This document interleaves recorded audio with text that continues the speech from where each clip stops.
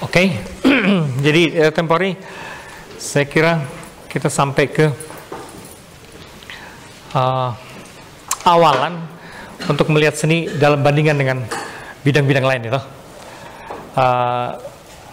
Seni dengan apa saja tempori yang mau kita bandingkan? Seni dengan agama, dengan sains, dengan filsafat. Nah, saya kira kita mulai dulu dengan perbandingan dengan sains ya, bandingkan dengan sains.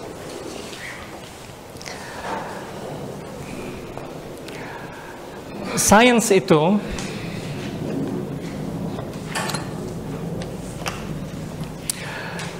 itu bekerja selalu mencoba mencari hukum-hukum atau pola-pola. Sains ya, itu selalu mencari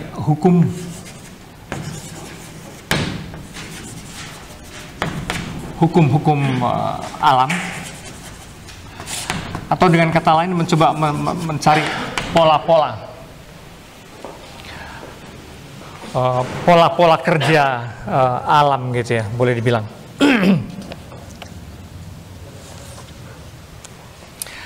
Dan itu seringkali caranya adalah dengan cara mengabstraksi. Dengan cara mengabstraksi gitu. Dalam kehidupan sini, dalam pengalaman sehari-hari, misalnya kita melihat berbagai bentuk ruang, tapi kemudian sains meringkasnya di dalam geometri dan segala macam itu, meringkasnya menjadi pada umumnya ruang-ruang itu atau terdiri dari segi empat begini atau segitiga gitu kan ya. Ini adalah abstraksi dari ruang-ruang sehari-hari yang biasa kita alami. Seperti itu, jadi mencari, mengabstraksi dari realitas. Satu contoh yang ekstrim adalah misalnya air itu apa? Air itu apa? Lantas diabstraksi sedemikian, lantas ditemukanlah unsur-unsur dalam air, yaitu H2O, gitu kan ya? Nah, itu tuh sebetulnya hanyalah satu sisi tertentu dari hakikat air gitu ya. Sebenarnya dalam keadaan sehari-hari kita mengalami air jauh lebih kompleks dan jauh lebih tebal, jauh lebih rumit daripada yang bisa disebut oleh H2O. H2O itu penjelasan yang sangat tipis tentang air. Dalam pengalaman konkret, ini kan abstraksi tentang air gitu kan ya. Air yang diabstraksi dari sudut unsur-unsur kimiawi belaka gitu loh. Jadi air itu apa? Kalau dalam dunia sains ya cuman H2O. Padahal kita ngalamin hakikat air, realitas air itu jauh lebih kompleks dan lebih tebal daripada yang bisa dijelaskan oleh kata H2O. Misalnya ketika kamu minum, ada karakter air tertentu itu yang tiba-tiba merevitalisasi seluruh tubuh kamu gitu kan ya. Ya toh? Nah itu apa? Itu tidak terjelaskan oleh H2O gitu. Apaan? Bahwa air itu menghidupkan gitu kan ya. Itu nggak terjelaskan. Ketika orang mau sembahyang berwudu gitu ya, air di situ sebagai semacam simbol juga kan untuk pembersihan batin. Dan air ada kaitannya dengan dunia batin dalam hal tertentu.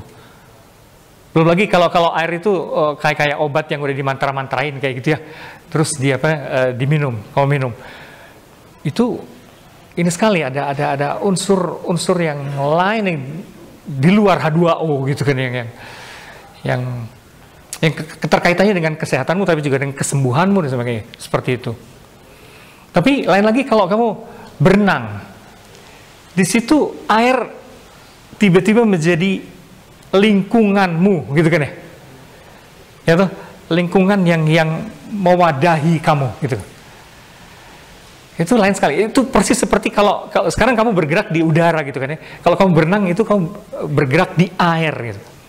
Air menjadi atmosfer sekelilingmu. Nah, itu ada karakter lain dalam air itu. Belum lagi kalau air itu akhirnya menenggelamkan kamu gitu kan ya. Nah, itu lain lagi. Persis seperti tsunami atau segala macam gitu. itu jadi lain loh. Ada karakter dari air yang meskipun lembut dan cair, tiba-tiba dia menjadi begitu raksasa, dan kamu nothing gitu.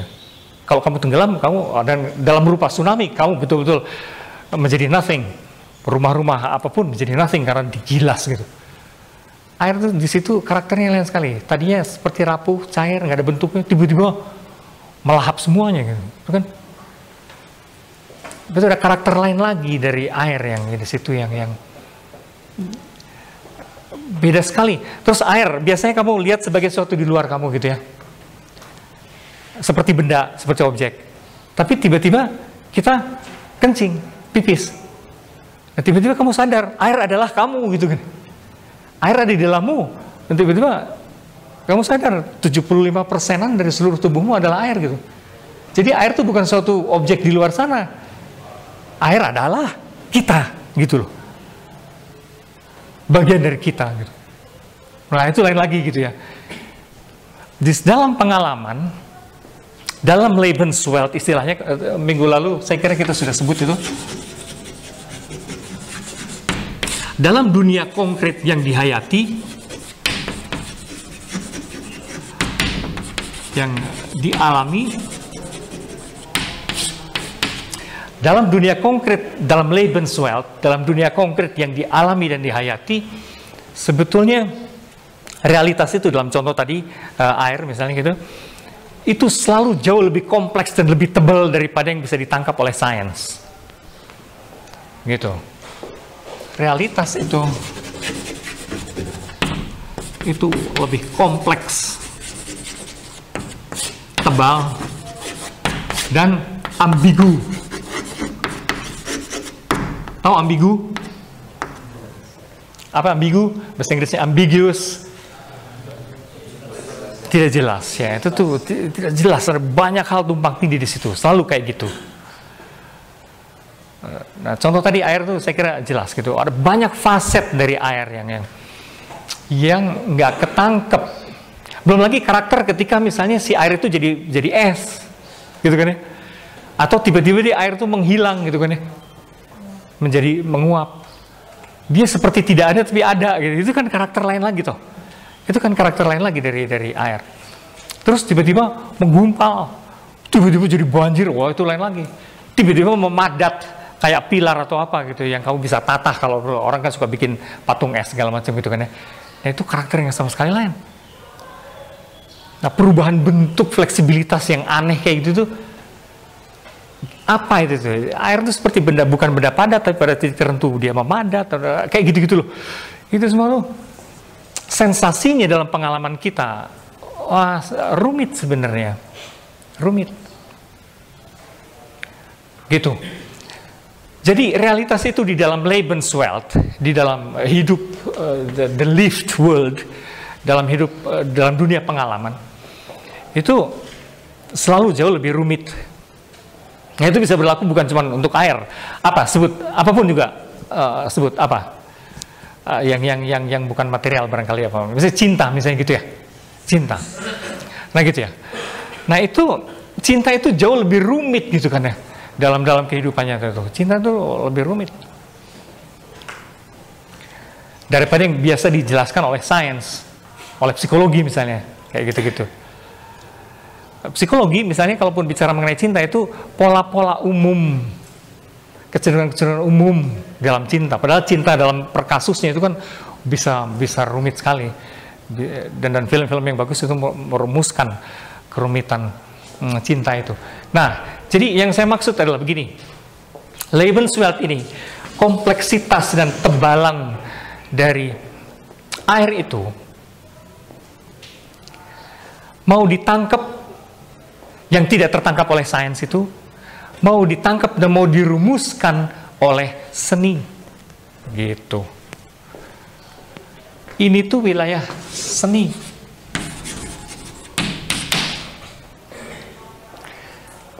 Jadi sekali lagi lepaskan dulu itu pikiranmu bahwa seni itu cuma kecenderungan berindah-indah atau menghias-hias gitu ya. Aduh, lepasin dulu lah. Itu mengecoh itu ya. Karena kita jadi nggak dapat ini substansinya seni gitu ya. Seni itu selalu novel yang bagus, film yang bagus dan sebagainya, itu selalu yang mampu merumuskan kompleksitas realitas, gitu. Kompleksitas ketebalan realitas,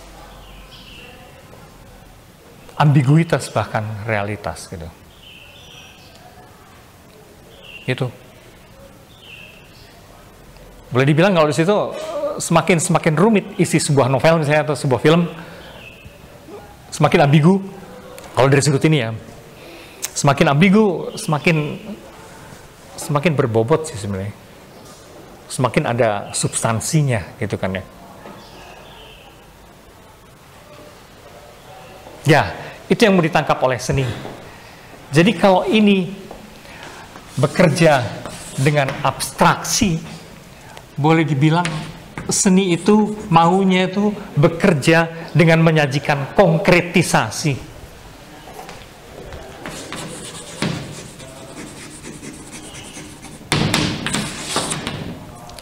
Maksudnya kalaupun seni itu mau menjelaskan mengenai cinta, tidak dengan definisi atau apa seperti dalam sains, seperti dalam psikologi, enggak. Gimana cara seni melukiskan misalnya mengenai cinta misalnya gitu?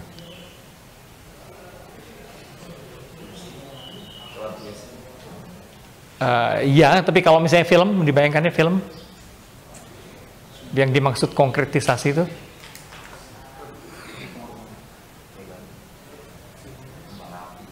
bukan.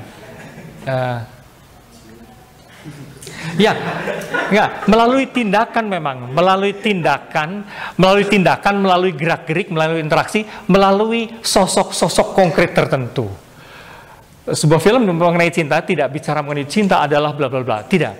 Dia akan menyajikan si Usman dan si Teteh siapa gitu ya, si Ani misalnya gitu ya, si Usman dan si Ani misalnya, bagaimana berpacaran, konkret kan? Konkret orangnya, si Usman dan si Ani, Romeo dan Juliet, konkret, cara menyajikannya itu konkret.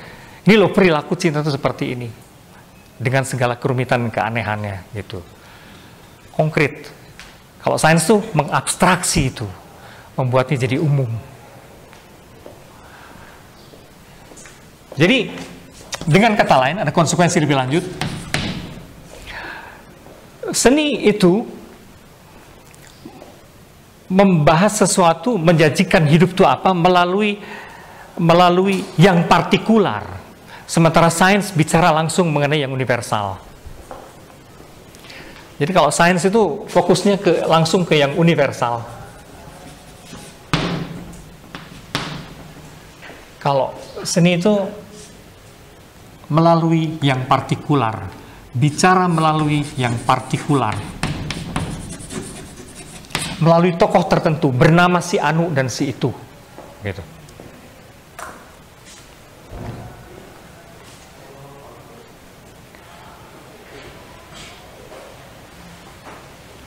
Jadi kekonkretan itu juga menjadi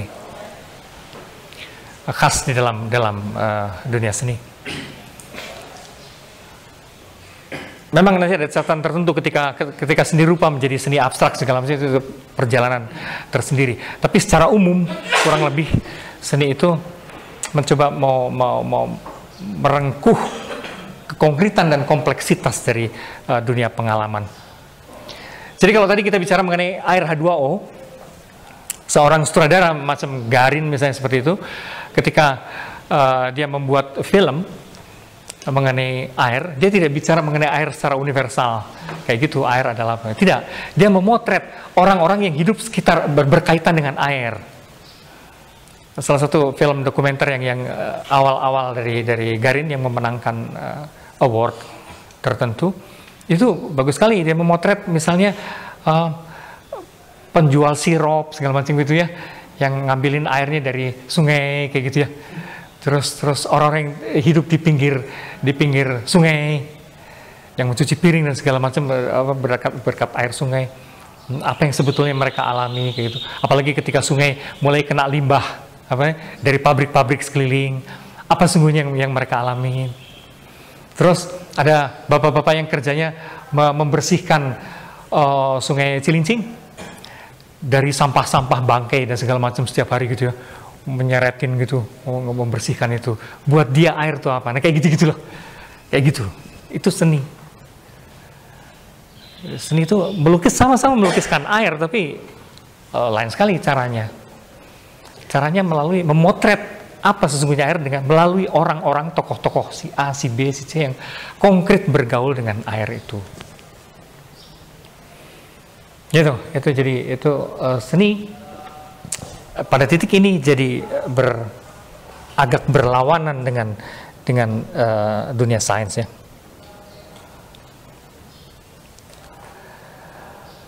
Oke, bedanya yang lain, kamu boleh juga sih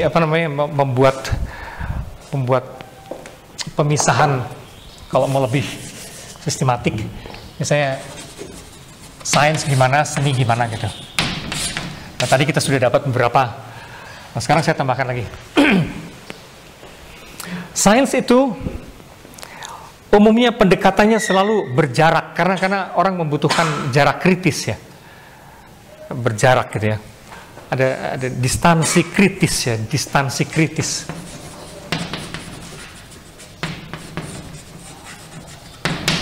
Karena seorang saintis mesti menganalisis kan.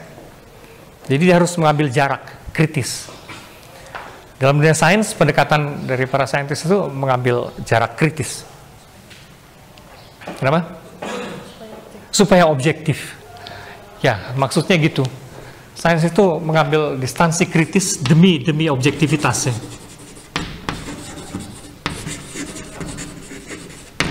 Demi objektivitas dan supaya bisa menganalisisnya.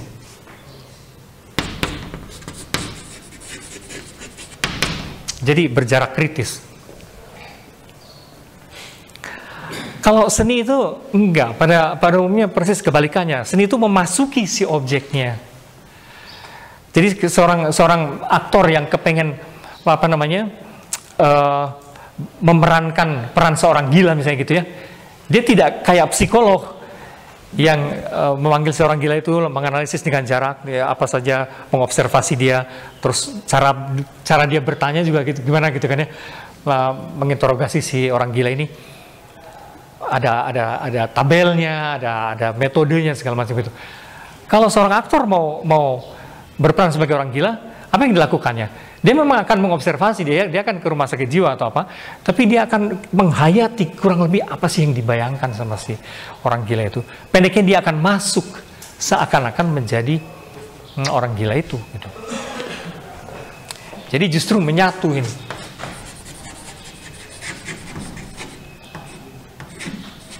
Justru menyatu. Seorang pelukis akan menyatu dengan objeknya. Seorang sutradara juga dia akan bagaimana menyatu dengan objeknya, mengambil sudut pandang si orang yang sedang ditelitinya itu. Berempati, sebutlah gitu ya. Berempati itu apa namanya? Merasakan apa yang dia rasakan, membayangkan apa yang dia bayangkan, dan seterusnya kayak gitu-gitu. Itu kerja seorang seniman. Menyatu.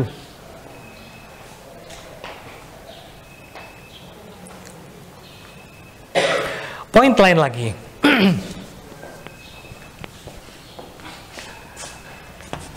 Dalam sains, hampir segala hal itu dianggap objek mati gitu loh. Bahkan manusia pun kalau perlu dianggap objek mati gitu. Ya toh? Dalam sains tuh realitas dianggap benda-benda semua realitas dianggap objek mati. Mati dalam tanda petik, artinya itu kayak benda gitu. Kalau perlu manusia juga gitu. Ada tendensi kuat itu dalam sains itu bagaimanapun memperobjek, karena tadi itu juga bagian dari keberjarakan itu ya, semua dibikin menjadi objek. Kalau dalam seni itu lain, justru segala hal dihidupkan. Bahkan kalaupun orang melukis benda-benda mati, biasanya jadi bernyawa. Makanya komentar orang juga tepat ya. Orang suka bilang, lukisan itu hidup sekali gitu kan ya. Nah itu. Dalam seni itu segala hal dihidupkan justru. Realitas diberi nyawa, boleh dibilang. Dihidupkan. Realitas itu dihidupkan justru. Bahkan kalau orang menggambar kursi, bunga matahari atau begitu, semua jadi hidup ya. Jadi hidup. Tampang karikaturalnya persis seperti kalau film kartun. Film kartun tuh nggak pernah ada yang mati gitu kan. Udah terlindas kayak apa juga hidup lagi. Sepatu bisa jalan-jalan, tangga bisa lari-lari, gitu. Kira-kira gitu. Kayak Toy Story ya. Itu hampir semuanya seru banget. Apa itu? Cars ya. Betul. Cars, bagaimana mobil-mobil ngobrol gitu kan ya, terus pacaran, terus gitu kan. Itu tampang karikatural yang menarik dari seni ya. Seni itu akan menghidupkan apapun juga, dia memberi nyawa pada apapun juga. Yang praktik itu memang jadi beda dari sains. Ada yang melihat perbedaan lain?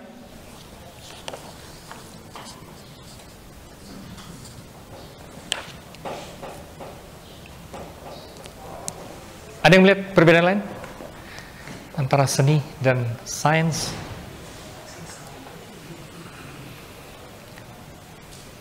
Abstraksi tadi sudah, konkretisasi, jarak, ya. Apa?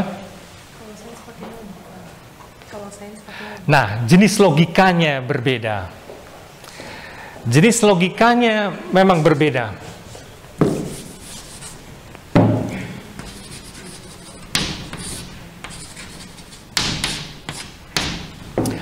Logika yang digunakan dalam sains itu bagaimanapun adalah logika konseptual ya.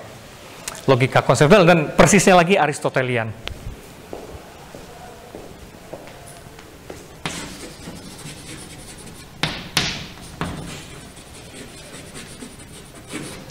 Logika konseptual yang dalam hal ini warisan dari Aristoteles yang digunakan, yang seperti kalian pelajari ya di logika, mata kuliah logika.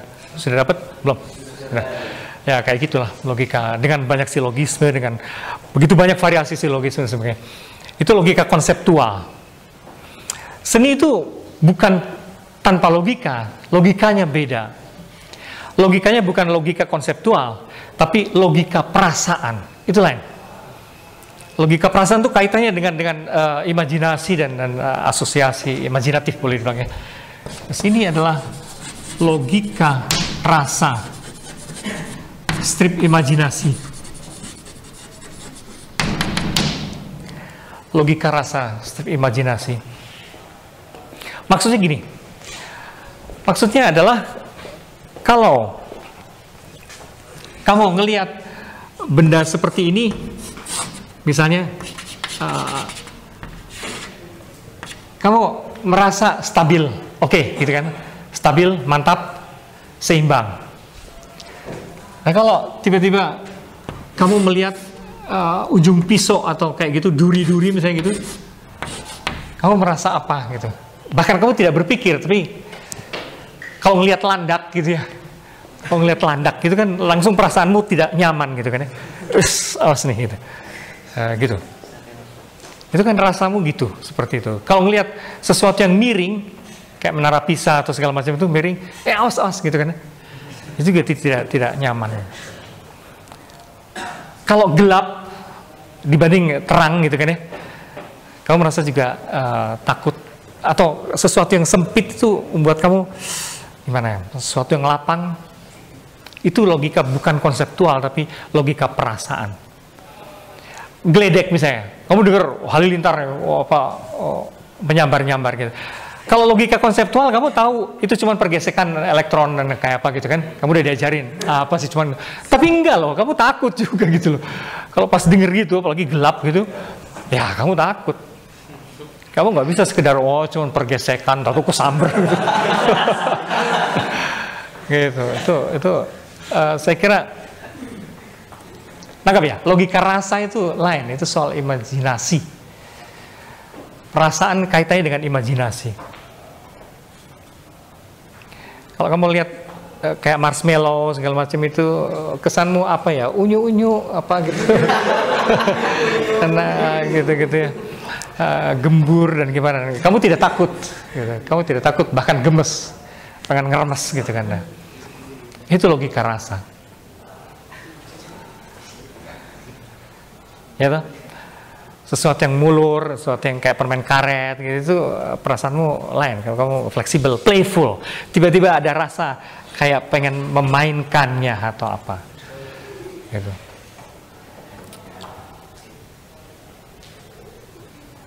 Nah itu semua adalah logika perasaan yang dimainkan oleh para seniman, oleh sutradara, oleh para pelukis adalah efek rasawi itu loh. Ini soal efek rasawi.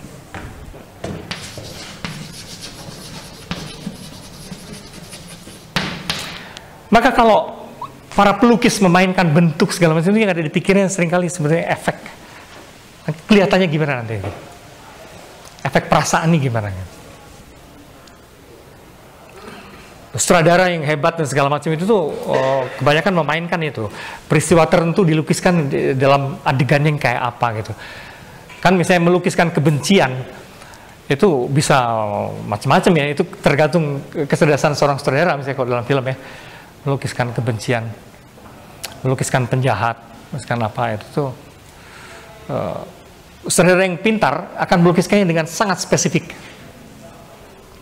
Misalnya melukiskan kemarahan itu bukan dengan mencaci maki atau apa, tiba-tiba orang diem aja terus berhadapan dengan orang yang mau dimarahin itu, semprotin pakai, dia tiba-tiba makan cabai gitu, dia makan cabai, dia mengunyah sambil keringetan gitu, datengin orang itu semprotin gitu. Nah itu ide yang rumit tapi itu pintar gitu. Karena efek rasanya itu lebih nendang gitu ya, cara lebih pedas yang jelas gitu.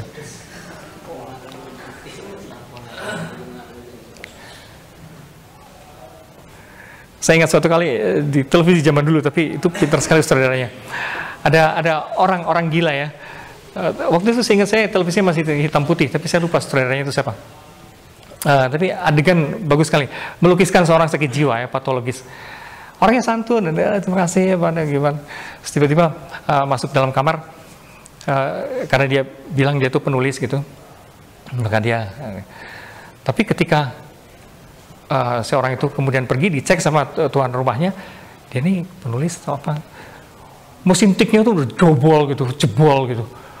Artinya sama dia mesin ketik tuh si tuan rumah itu, jadi dipinjam untuk ngetik karena dia bilang itu penulis, jadi oke. Pas si tuan rumah mau ngecek suatu kali si orang itu pergi, apa yang terjadi gitu, dia nulis apa? Tahu-tahu nggak ada tulisannya, mesin ketiknya jebol gitu, jadi ininya pada coplok gitu. Sehingga mengerikan sekali gitu, orang ini ngapain gitu ya. Nah itu melukiskan kegilaan itu secara tak terduga. Biasanya kecerdasan sutradara adalah menyajikan adegan atau melukiskan itu dengan cara melukiskan secara tidak biasa. Kehebatan para seniman umumnya adalah kalau penyair berarti mengungkapkan secara dengan ungkapan yang tidak lazim, dengan metafor yang tidak lazim. Kalau film berarti dengan adegan-adegan yang tidak lazim. Minggu depan kamu harus nonton satu film dan yang adegan-adegannya banyak tidak lazim, gitu ya. Dan kamu harus lihat itu supaya berasa banget ya. Sutradara yang cerdas itu gimana gitu. Dari situ kamu akan nangkap juga sutradara yang tidak cerdas itu kayak apa gitu ya. Klise, biasanya klise adegannya gitu. Biasanya kalau sutradara yang tidak cerdas tuh nggak punya imajinasi lain. Jadi kalau orang dikejar-kejar tuh biasanya masuk kamar terus menutup pintu terus gini, gitu kan. Itu, aduh, semua juga gitu deh, gitu ya. Itu kayak klise sekali gitu, adegan-adegan kayak gitu kan. Buat sesuatu yang lain gitu kan ya. Kenapa sih selalu masuk pintu, masuk kamar, tutup pintu, terus bersandar di balik pintu? Kenapa sih selalu gitu? Normalnya kan orang takut mana mau deket-deket pintu kan? Suka aneh gitu. Gitu. Cuman karena dia ngelihat banyak gitu ya, jadi itu dia ikutin gitu. Itu tidak cerdas. Jadi seniman-seniman yang cerdas itu menemukan ungkapan-ungkapan yang tidak klise, baru bahkan, tapi nyentuh gitu. Emang gitu harusnya gitu loh. Gitu ya. Nah itu yang dimaksud dengan logika perasaan. Yang dimain-mainkan oleh seniman adalah logika perasaan. Terakhir, kalau mau disebutkan, sains itu selalu berupaya menjelaskan, sementara seni itu mungkin tidak persis menjelaskan, tapi melukiskan. Dia masuk ke dalam kesadaran kita, tapi dengan cara melukiskan.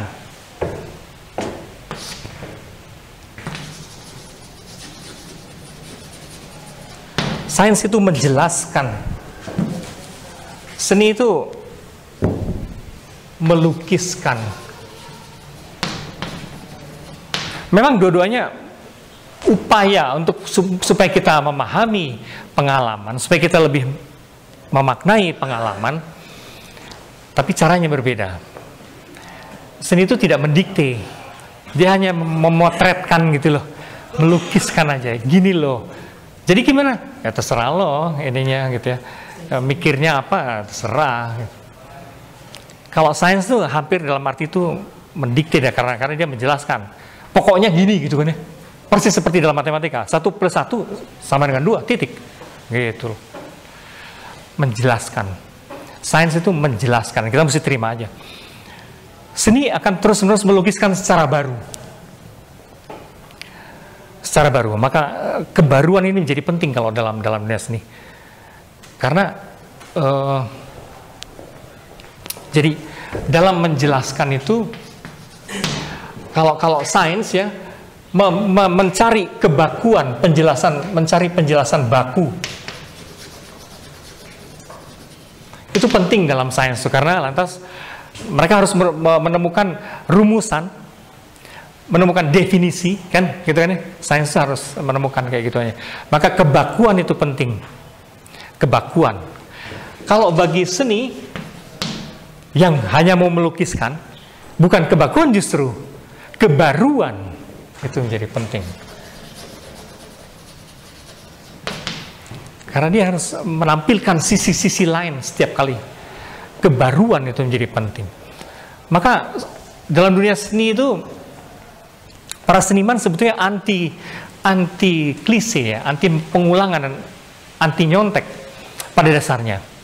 Kalau seniman lain sudah bikin A gitu, dia akan bikin sesuatu yang lain gitu, B.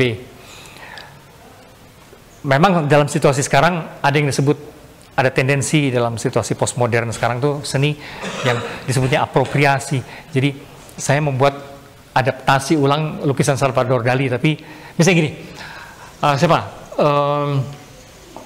dengan maksud tertentu, siapa namanya tuh Marcel Duchamp, itu suatu kali membuat karya seninya adalah Mona Lisa. Bikinan siapa Mona Lisa? Leonardo da Vinci. Tapi dia kasih kumis dan dia kasih jenggot gitu. Dan dia kasih judul Sesudah Bercukur gitu. Jadi ironi, dia mau bermain dengan ironi. Dia sedang memain-mainkan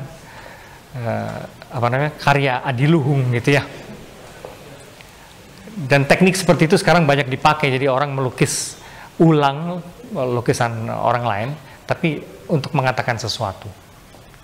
Kadang-kadang untuk mengejek, kadang-kadang untuk apa. Tapi itu siasat.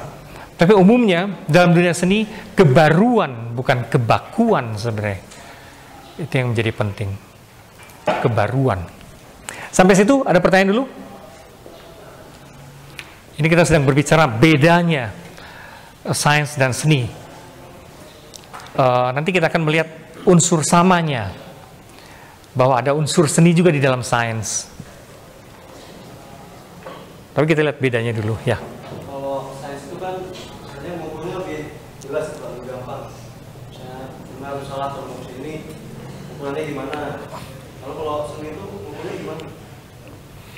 Ya, itu selalu kerepotan sekali gitu. Karena memang hampir tidak tolok ukur umumnya itu memang susah ya. Dan biasanya yang tahu itu atau yang berlaku adalah orang yang banyak melihat, dan biasanya itu para kritikus. Maka ada khasnya kritikus seni. Kalau mereka bilang bagus itu biasanya tidak sederhana gitu ya. Karena bagaimana ya? Kalau tiba-tiba seorang kritikus seni bilang lukisan Picasso yang seperti ini, wah itu keren sekali gitu. Ya untuk orang awam apanya yang keren sih gitu ya. Tapi seorang kritikus dia akan melihat riwayat si seniman ini, proses berkaryanya si seniman ini sedemikian sampai ketika dia melahirkan bentuk begitu. Bagi dia ini adalah proses pengendapan yang panjang. Misalnya gini, Picasso itu ada dalam satu periode suka mengamati cucu-cucunya, ya, cara gambar ikan, burung dan segala macam itu kayak apa gitu. Dan dia pengen melukis sespontan tapi sesimpel itu. Ketika dia sudah jadi pelukis besar ya. Maka dia mencoba meniru terus spontanitas cucu-cucunya, anak-anak kecil itu. Nah itu seorang kritikus tahu bagaimana proses yang panjang, kenapa dia akan kembali ke spontanitas kanak-kanak. Jadi tidak bisa semata-mata ngelihat hasil akhirnya cuma kayak gitu doang gitu ya. Di balik itu ada proses yang panjang. Nah, seorang penilai atau apresiator seni memang harus ngelihat ada teori di belakangnya, ada sejarah di belakangnya, dan seterusnya. Belum lagi ada aliran-aliran seni. Kalau kamu lihat, kalau orang awam melihat lukisan Mark Rothko yang cuman, aduh apa ya, kamu bisa sekali bikin lukisan kayak gitu, itu cuman kuas digitu-gituin doang, itu warna oker, agak coklat, hitam, merah, kayak gitu doang gitu. Dan teman saya suatu kali saya diajak ke suatu museum di Jepang. Kawan saya seorang esthetician juga, dengan bangga dia bilang kami punya the original Mark Rothko. Wah gitu kan ya, oh ini lukisan Rothko yang original, kamu mesti lihat. Oh kalau nggak nyesel loh katanya. Ya oke, ya udah, terus saya dibawa ke situ dan dengan sangat husuk ya, lukisan segede pintu gini, oker, terus hitam, terus agak ada merahnya gitu, so what gitu ya. Tapi di hadapan lukisan itu, this is the real Rothko, dan dia husuk sekali gitu, Rothko. Ya saya bilang ya emang apalagi gitu. Ada kayak gitu. Artinya bagi orang awam barangkali memang siapa yang nggak bisa ngelukis begituan. Nanti kalau saya menjelaskan lukisan abstrak ada contohnya, lukisan macam itu yang kamu juga bisa sih.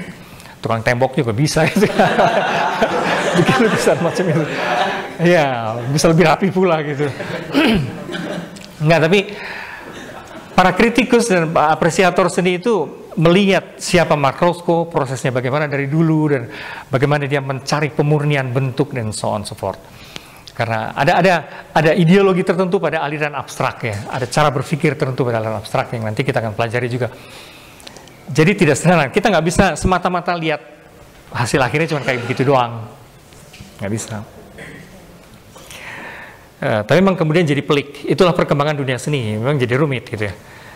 Lukisan yang bagi anak-anak, nanti kamu juga akan lihat misalnya siapa namanya, pelukis surrealis yang mencoba menggali kembali imaji kanak-kanak, namanya Miro ya, Juan Miro.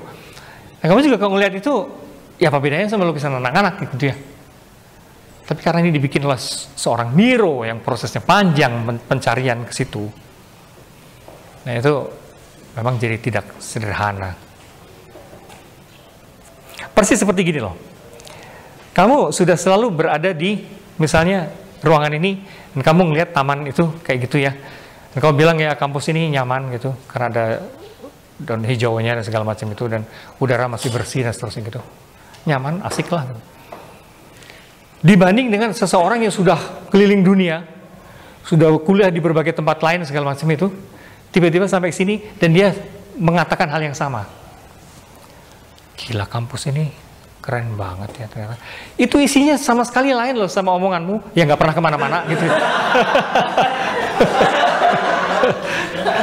Kebayang nggak itu? Beda dong, beda itu. Ini orang yang sudah keliling dunia kemana-mana, tiba-tiba bilang kampus ini sebenarnya keren. Itu isinya tebal sekali gitu ya. Nah, kamu ngomentari dari dulu juga gitu, gue juga tahu. Lain. Persis seperti seorang, kalau kamu bayangin ya, kamu tahu kan tokoh-tokoh ateis seperti Freud, Richard Dawkins, atau siapa. Tiba-tiba sampai ke pernyataan, ternyata Tuhan itu ada gitu. Wah, itu pernyataan yang tebal banget gitu isinya. Bayangin dulu lama sekali dia ateis kan orang ini, dan sudah menelusuri keilmuannya sedemikian, lewat biologi, lewat psikologi, rumit. Bahwa sampai akhirnya ke pernyataan semacam itu, ya orang kita biasanya naif gitu. Dari dulu juga Tuhan mah ada gitu ya. Ya ibu warung juga tahu gitu kan. Ya tapi betapa bedanya isinya itu loh. Pernyataannya sama, Tuhan itu ada. Atau ternyata Tuhan itu ada, tapi yang ngomongnya siapa dan sudah lewat rute mana, beda pisan gitu ya. Gitu, nah itu kira-kira kamu mesti ngeliatnya gitu. Jadi kalaupun pelukis-pelukis yang sangat senior itu tiba-tiba ngelukis aneh kayak gitu, seperti anak-anak, memang lewat proses yang sangat panjang. Sehingga maknanya beda. Dari sekedar lukisan anak-anak gitu. Ya, saya kira itu mesti dipahami dulu. Nah sekarang, kalau tadi kita lihat bedanya antara sains dan seni, sekarang titik temunya di mana?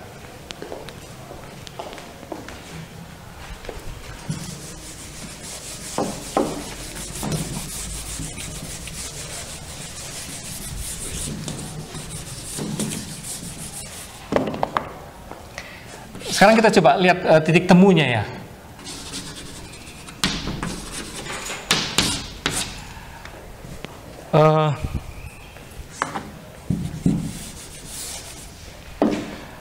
Artinya kita akan melihat adakah peran perasaan dan intuisi dan imajinasi di dalam sains, gitu loh.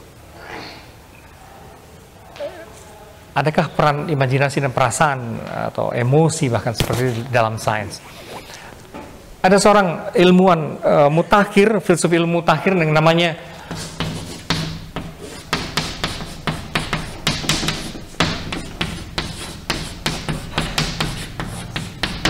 Michael Polanyi. Michael Polanyi itu menyebut bahwa ada unsur-unsur, artinya dalam dunia sains ada unsur-unsur yang biasa disebut perasaan dan imajinasi ya. Dalam sains itu ada yang berjajaran dengan seni, bukan bedanya tapi analognya dengan seni, yaitu dalam fase selektif pertama-tama. Fase selektif.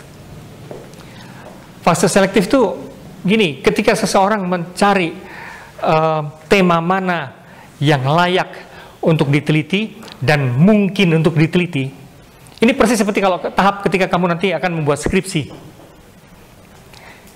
Umumnya orang tidak sepenuhnya menggunakan nalar rasional gitu. Tapi kamu kan kalau ditanya, kenapa kamu pilih tema skripsi ini?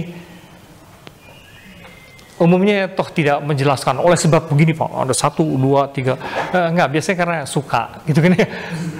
Ya saya feeling saya ke situ gitu kan ya. Suka, dari dulu saya udah mengumuli itu. Dan kedua, kayaknya saya bisalah ngegarap ini. Nah, itu kan perasaan semua itu. Seleksi tema. Dalam hal seleksi tema dan kasus kan.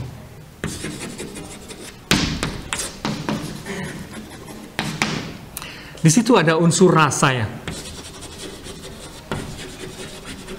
Unsur rasa dan kadang-kadang imajinasi.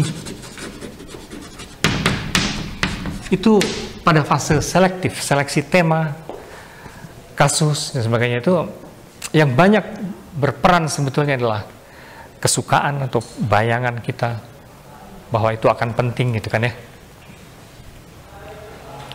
Kalau kata orang Sunda tuh kertegnya kemana gitu, ngehnya kemana gitu ya. Kalau feelingmu tuh kemana arahnya gitu.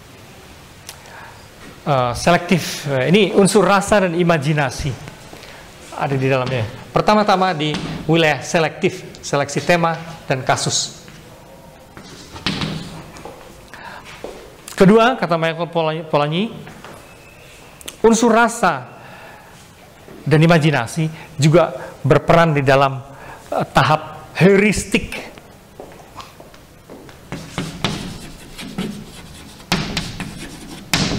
Ada yang tahu heuristik? Heuristein itu berarti dalam bahasa Yunani berarti menemukan. Jadi fase ketika menemukan katakanlah model-model penjelasan baru. Apa? Ya, berdasarkan dari apa? Kadang-kadang bahkan keluar dari, tapi berdasarkan yang sudah ada. Tapi sebetulnya kemudian bisa menemukan, heuristik berarti menemukan. Ketika orang menemukan pola-pola penjelasan baru, model-model atau metafor-metafor baru untuk menjelaskan realitas. Itu sebagiannya juga imajinasi ikut berperan. Jadi ketika Einstein ditanya misalnya, dari mana kamu kok bisa ngelihat kayak ada ruang lengkung segala macam gitu kan ya, dimensi keempat atau segala macam itu, dari mana? Dia bilang imajinasi. Emang gue pernah lihat gitu? Enggak juga lah. Tapi imajinasi di situ berperan gitu. Terutama pada tingkat teoritis yang sangat tinggi dan sangat abstrak, imajinasi seringkali sangat berperan. Ini heuristik. Heuristik artinya adalah saat penemuan ya, momen penemuan.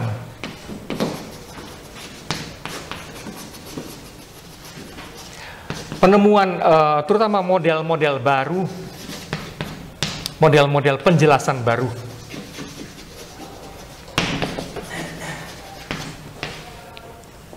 Bahwa kemudian penjelasan ini dirasionalisasi, diargumentasikan dan dihitung belakangan itu kadang-kadang atau seringkali itu terjadi belakangan. Tapi pada tingkat paling spontan sebetulnya perasaan dan imajinasi bergerak duluan. Kayaknya gini gitu. Misalnya orang sosiolog, dia bisa menjelaskan apa yang terjadi dalam masyarakat. Langsung yang dia bayangkan kayak mesin, bisa kan? Masyarakat itu kayak mesin katanya. Antara institusi dengan institusi yang lain dalam masyarakat itu bergerak bagaikan mesin. Maka langsung di kepalanya ada metafor atau model mesin gitu kan. Tapi tiba-tiba ada sosiolog lain membayangkan lain. Kayaknya kalau dijelaskan hubungan antara satu lembaga dengan lembaga itu kayak mesin, kayaknya nggak bener deh itu. Kata seorang sosiolog yang lain ya. Tiba-tiba dia merasa barangkali masyarakat tuh lebih kayak makhluk organik. Nah, lain konsekuensinya. Model yang dipakai menjelaskan bukan mesin, tapi binatang atau makhluk hidup organik. Wah, jadi lain itu hubungan antar lembaga segala macam, jadi lain nih cara menjelaskannya. Nah, penemuan model. Kan sains itu hampir selalu menggunakan model juga dong. Gitu. Modelnya berubah-ubah untuk menjelaskan realitas itu. Nah, dalam momen seperti ini, penemuan model-model baru ini, peran perasaan dan imajinasi kuat sekali. Ketiga, kalau kata Michael Polanyi, juga pada unsur persuasif.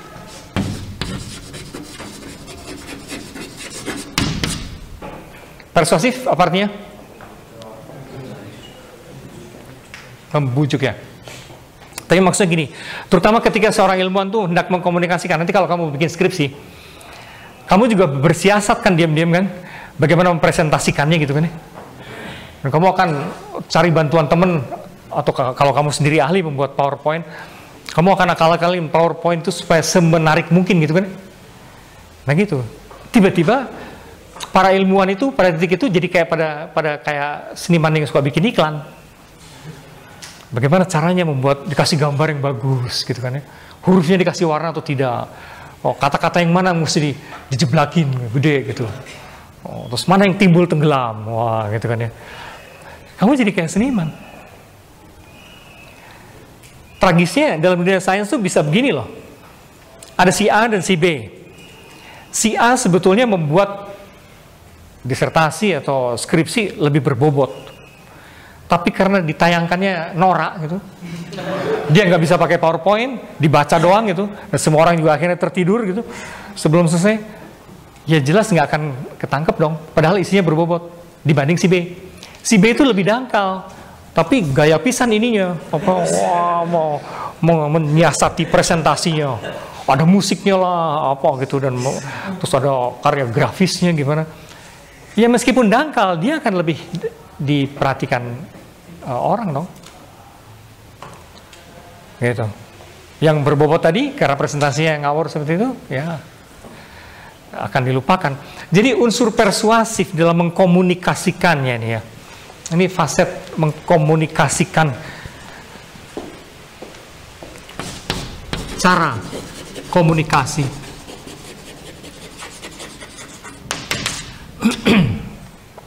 Itu mau tidak mau, siasat-siasat logika rasawi dan segala macam itu masuk. Permainan bentuk di situ masuk. Jadi umumnya ilmuwan juga di situ jadi akal-akalan ya. Atau dia tiba-tiba jadi kayak penyair. Dia akan mencari diksi. Dia akan mencari kata yang tepat gitu kan ya. Ringkes tapi kata yang tepat. Nah itu juga dia bagaikan penyair. Sebetulnya setiap orang juga ngalamin sih bagaikan penyair gitu. Apa? Sebutkan saat-saat di mana kamu tiba-tiba bagaikan penyair. Bagaimana mencari kata yang tepat tuh? Coba. Oh, saat-saat di mana orang biasa pun sebenarnya berperan kayak penyair. Biasa aja. Apa? Ada cewek jatuh cinta baru. Senang-senang maksudnya gimana?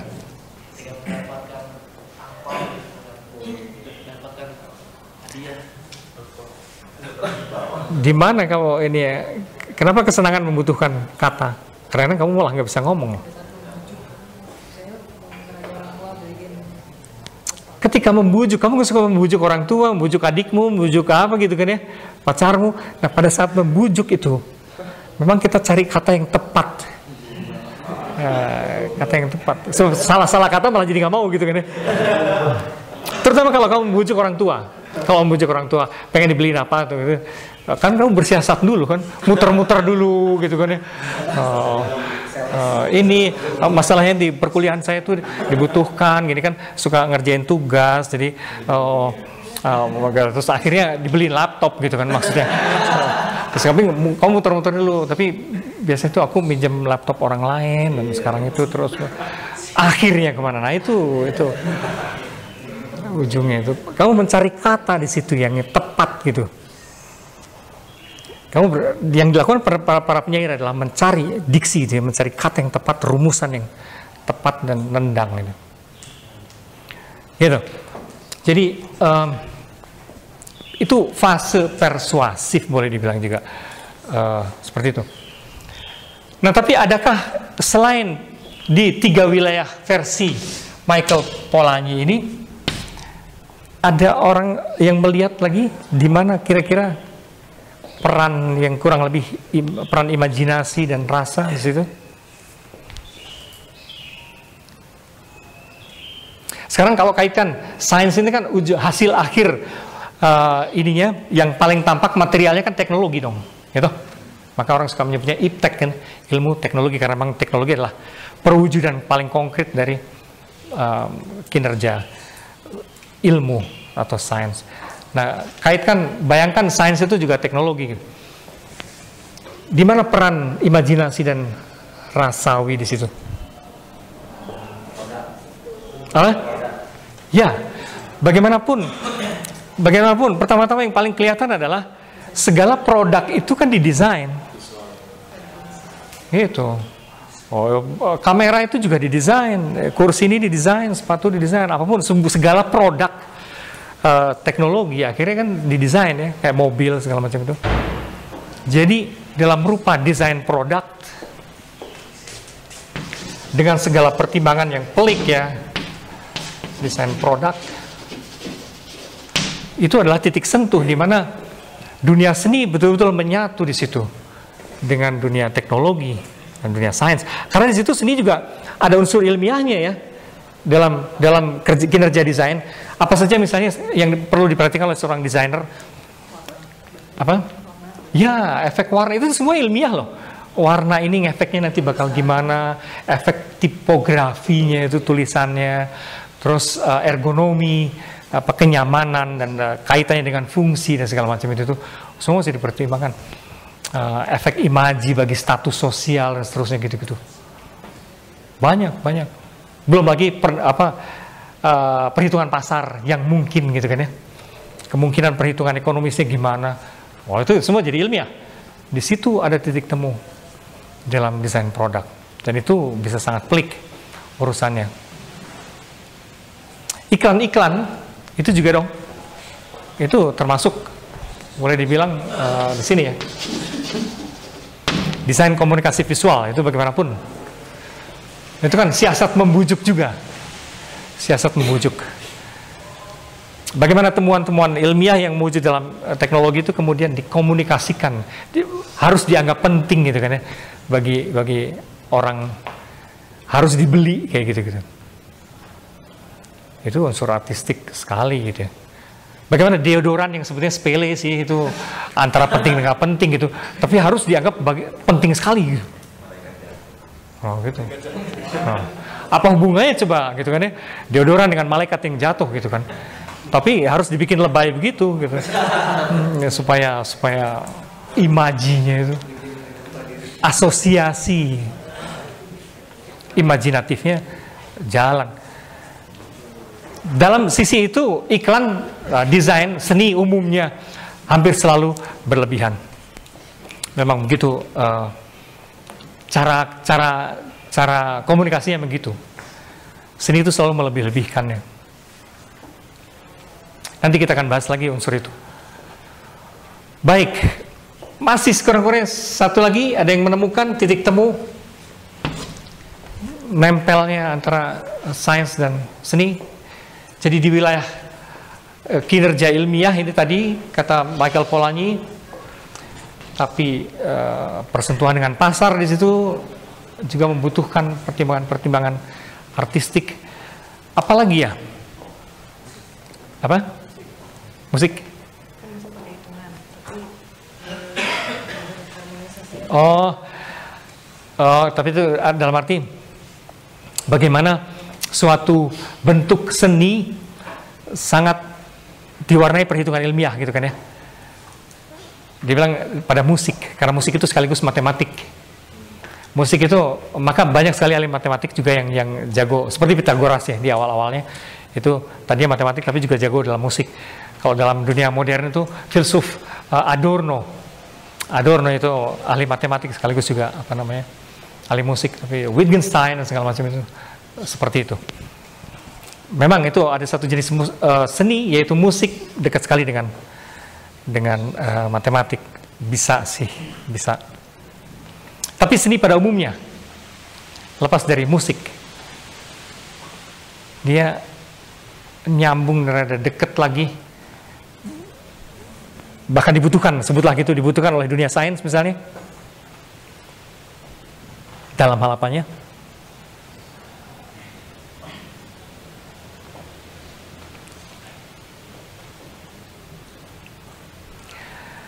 Banyak sekali film-film science fiction itu membantu merangsang para ilmuwan untuk mewujudkan film-film science fiction yang melukiskan apa motor-motor berterbangan, kayak film apa tuh namanya, kayak Star Wars. Ada lagi Fifth Element kayaknya, yang apa, taksi dan motor semua berterbangan ya, kehidupan kota tuh lalu lintasnya di melayang-layang semua.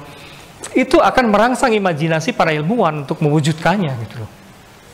Atau seri Star Wars seperti apa, Star Trek ya. Di situ ada orang teleportasi. Mungkin sekarang belum bisa gitu kan ya. Tapi orang akan udah bisa ya. Sebagai energi. Ya, teleportasi itu bukan tidak mungkin, lama-lama akan muncul. Sekarang dalam rupa energi, dalam arti imaji. Sebenarnya program-program televisi, kalau kamu ini apa namanya, terutama program-program dari luar negeri kayak dari CNN, terus apalagi National Geographic segala macam itu, kan itu studionya di sono gitu kan ya. Terutama yang real, pertunjukannya yang real time ya. Itu pertunjukan di studio di sono, tapi langsung nyambung ke sini kan. Seakan-akan sebagai imaji, sebagai energi visual, dia sudah bisa dibawa melintasi tempat yang jauh. Itu semacam embrio teleportasi boleh dibilang gitu ya. Karena kita ngelihatnya di sini real kan, real apa yang terjadi di. Terutama kalau liputan-liputan yang langsung, liputan-liputan langsung itu kelihatan sekali. Kenapa? Ya kayak sepak bola segala macam itu kan bagaikan teleportasi. Meskipun yang hadir di depan kita adalah imajinya. Tapi siapa tahu kelak orangnya gitu. Orangnya tiba-tiba nongol kayak di Star Trek gitu. Itu siapa tahu loh gitu. Nah, banyak temuan-temuan dalam bidang iptek itu dirangsang oleh imajinasi seniman. Jadi dalam hal itu karya seni juga memprovokasi rangsangan imajinasi ya.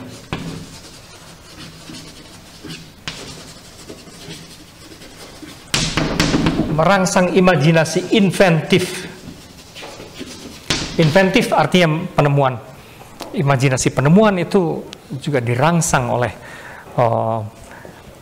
karya-karya seni.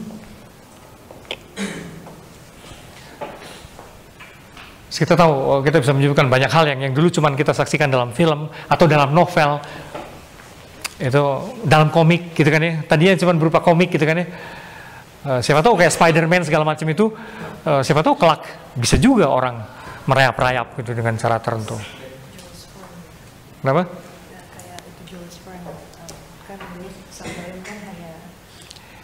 Ya, kayak misalnya kapal selam segala macam itu kan tadinya juga cuman berupa itu siapa namanya, Jules Verne. Itu dia menulis cerita tentang keliling dunia 80 hari dan segala macam gitu-gitu. Tapi lama-lama itu terwujud peralatan-peralatan di situ.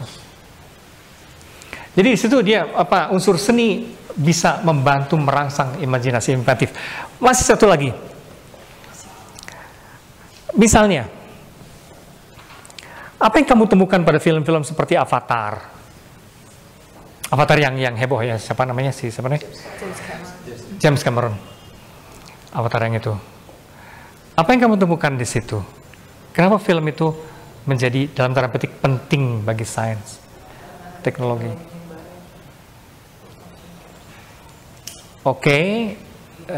Robotnya atau apanya? Oh, bukan itu ya, tapi itu bagi sih. Tapi apa? Ya, terutama karya-karya seni itu menjadi penting berupa novel atau film yang memberi kritik evaluatif atas apa yang mungkin terjadi dampak lebih jauh dari iptek itu. Ini kritik evaluatif juga memberi. Jadi seni memberi kritik evaluatif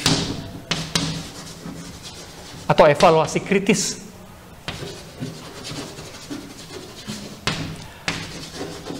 atas dampak iptek. Ya, kita disadarkan bahwa teknologi memang bisa membuat manusia menjadi begitu jumawa, tapi akhirnya juga merusakkan alam misalnya sedemikian gitu kan ya. Tapi di situ juga orang memang bisa sih membayangkan kemungkinan, saya nggak tahu apakah sekarang sudah terwujud ya, orang memasuki tubuhnya dikondisikan sedemikian sehingga pindah itu ininya pikirannya seperti pindah terus menjelajahi apa ya masuk ke dalam surugat tiruan kayak gitu loh ya, itu bentuk primitifnya itu Rogo Sukmo. Ya bentuk Rogo Sukmo. Dulu dalam kejawen itu kan ada orang bisa lepas dari tubuhnya ya. Namanya Rogo Sukmo.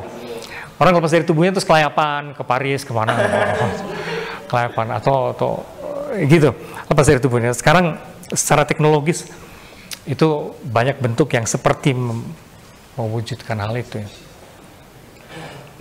Tapi lepas dari itu pun, terutama nilai kritisnya, evaluasi kritisnya itu loh, bahwa kalau ini dijalankan, kalau iptek macam ini dijalankan, bisa kayak gini loh, gitu. Segala film Doomsday, segala film hari kiamat, segala film yang kehancuran kiamat, hampir selalu melukiskan itu kan ya. Misalnya, krisis energi ya, menjadi kering, planet ini menjadi, orang terus jadi kayak bangsa primitif lagi, benar-benar survival of the fittest gitu, hanya untuk cari minyak, hanya untuk apa gitu, orang bisa saling membunuh dan segala macam gitu. Itu bukan cuman khayalan dan untuk hiburan gitu loh. Itu penting untuk mengingatkan bahwa ini kalau keterusan ini kita bisa krisis energi, krisis air, krisis apa. Misalnya kalau terus-menerus kita pakai bahan baku fosil, bahan bakar yang berasal dari fosil, bakal jadi gini gitu kan. Oh, penting sekali imajinasi artistik di situ berperan supaya perasaan orang tersentuh. Sebab kalau cuman misalnya soal krisis lingkungan gitu kan ya, bagaimana alam dirusakkan oleh iptek. Semua juga tahu, anak sejak SD juga sekarang belajar gitu. Tapi menyentuhkannya pada perasaan imajinasi itu tuh tidak bisa dari buku pelajaran biasa. Di situ film kayak Avatar segala macam sangat menyentuh. Bagaimana dikasih lihat kan bangsa-bangsa pedalaman lokal di situ ngobrol sama pohonan gitu kan ya, bahwa itu seakan-akan menjadi konfigurasi dari moyang mereka dan sebagainya. Apalagi dengan secara visual fantastik sekali si James Cameron itu. Ya, saya kira hal-hal itu. Ada yang melihat nilai lain seni bagi siapa yang dulu menemukan angka segala macam, bahwa 1 itu begitu, 2 itu begitu bentuknya gitu. Bukankah itu juga unsur artistik tuh ya? Simbol, jadi boleh juga disebutnya. Ya, seni juga membantu ciptakan simbol.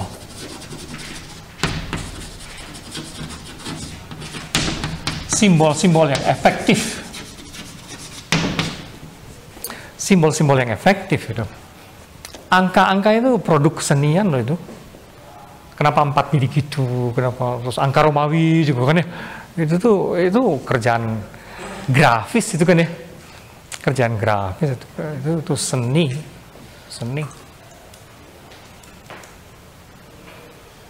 Jadi ada sih titik temunya juga tidak sepenuhnya berbeda. Ada, dan apalagi sekarang kalau sekarang dibalik. Itu tadi seni bagi iptek ya. Nah sekarang iptek bagi seni, itu juga ada dampaknya. Begini, bahwa teknologi sekarang membukakan kemungkinan-kemungkinan baru bagi para seniman juga. Itu sebabnya sekarang dalam evolusi perkembangannya, seni, kita kenal sekarang ada seni multimedia kan. Seni multimedia. Terus kalau tadi ini lebih sumbangan seni bagi sains dan iptek, nah, bisa juga kita lihat sumbangan iptek bagi seni.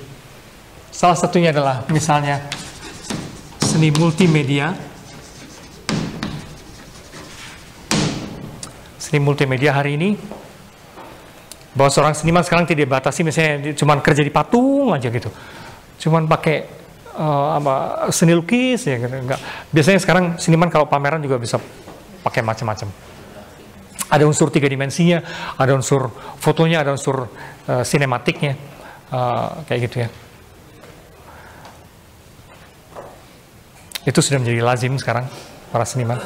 Dan sebaliknya, dalam arti ini, kalau hanya pun seorang pematung, sekarang ada patung kinetik kan, patung yang bergerak. Itu pakai nalar teknologis dong, dibantu gitu. Patung yang bergerak-gerak, yang berbunyi segala macamnya, yang bisa berputar-putar sekaligus berkeliningan, berbunyi kayak musik. Nah itu teknologi membukakan kemungkinan-kemungkinan baru bagi dunia seni. Jadi intinya adalah meskipun bisa kita lihat seperti bedanya yang agak diametrikal itu berbeda, tapi sebenarnya titik-titik temu juga ada. Yang sama pentingnya juga sih sebenarnya. Ada pertanyaan, komentar sekitar sini? Sekitar science fiction atau apa gitu.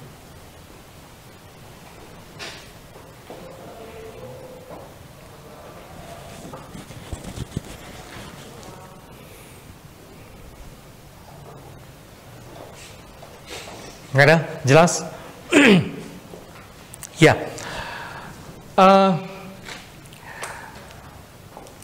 Ada tugas, mulai ada tugas. Mulai ada tugas yang menyebalkan itu. Ada tugas, mulai untuk supaya mulai berkenalan dengan bahwa seni itu bermain sebetulnya dengan perenungan. Itu yang saya pengen kamu mulai merasakan ya, bahwa itu bukan hanya hiasan dan permainan bentuk. Jadi kalau dari pembicaraan kita ini tadi, seni itu bukan hanya permainan bentuk semata-mata, juga bukan hanya hiasan dan berindah-indah belaka. Dalam rangka itu, tolong kamu ke galeri Nuart.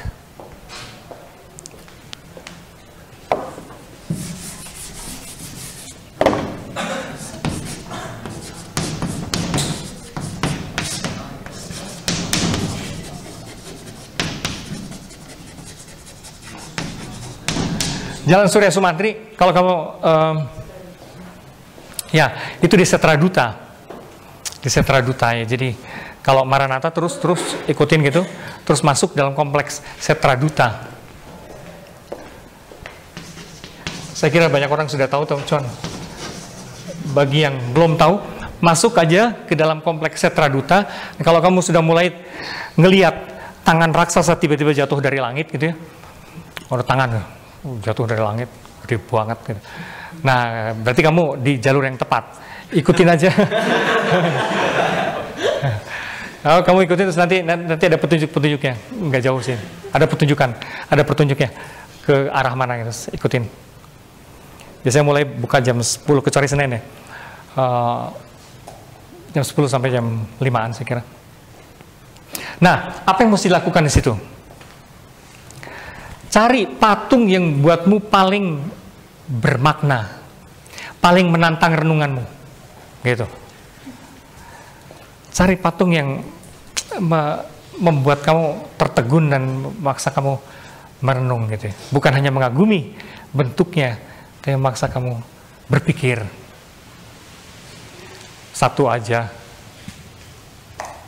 Itu pertama. Pertama soalnya itu. Cari, harus pilih patung yang paling mengesankanmu dalam arti membuatmu merenung atau berpikir. Yang kedua, hal baru apa yang kamu sadari mengenai patung? Artinya dulu kamu mikirnya apa? Patung kamu anggap apa dulu? Nah sekarang kamu anggap apa? Gitu. Ya, Nuart ini adalah sculpture park, artinya taman patung yang nyaman. Kamu bisa, saya nggak tahu apakah kafenya masih buka kalau hari biasa ya, karena seingat saya itu ada kafe, tapi kalau bukanya weekend seingat saya. Tapi kalau kamu datang ke situ mungkin Sabtu, kafenya buka, sangat rileks, asik di situ. Kopinya enak, kopi Italia. Kalau punya duit ya.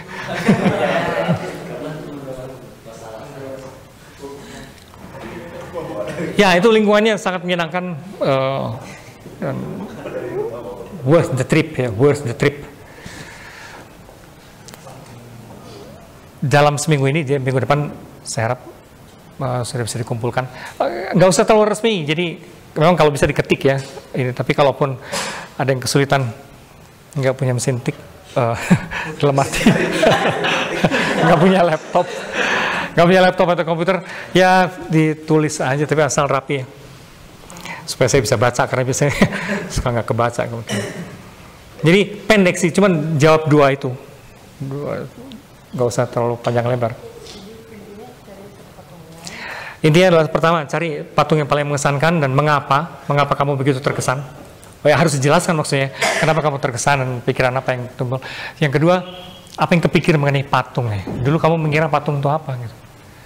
Sekarang hal baru yang kamu sadari mengenai yang namanya seni patung itu ternyata bla bla bla gitu. Kan kamu menikmati patung kan paling kalau sambil lewat di jalanan gitu kan. Patung Sudirman, patung apa gitu. Atau kalau orang Kristen ya di gereja paling ya. Itu juga suka sambil lalu karena apa? Patung doang. Kalau di gereja atau apa yang kamu lihat juga bukan patungnya kali. Gitu. Oke. Kalau nggak yang kamu bayangin patung tuh souvenir paling gitu kan. Ya, macam-macam lah, itu kan serba terbatas. Nah sekarang apa yang hal yang baru yang kamu sadari setelah melihat patung? Banyak sekali patung di situ, dari yang figuratif artinya sosoknya jelas sampai ke yang abstrak. Karena di situ enjoy, nikmati lama-lama di situ, karena butuh penikmatan yang serius gitu ya. Dan kalau sempat sudah lama ke situ, kamu boleh juga turun ke bawah ke bengkelnya Mas Nyoman.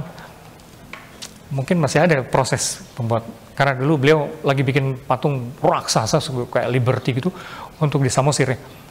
Dan itu menarik di situ. Meskipun kali nggak boleh masuk, tapi lihat ya prosesnya bagaimana. Dia bikin miniatur, terus bikin gedenya, segede gabla gitu, kepala segede rumah gitu kan. Kayak gitu tuh. Itu gimana prosesnya? Menarik. Syukur-syukur kalau ada Mas Nyomannya, nggak bisa ngobrol sama dia. Bilang aja disuruh sama Pak Bambang gitu. Ya, jadi minggu-minggu ini ya, jangan lupa nikmati apa? Kumpulinnya minggu depan. Dan minggu depan itu kita akan break dulu dari penjelasan, kita akan nonton film dulu, habis itu penjelasan lagi, sambungan. Oke, segitu dulu hari ini. Sip. Yuk.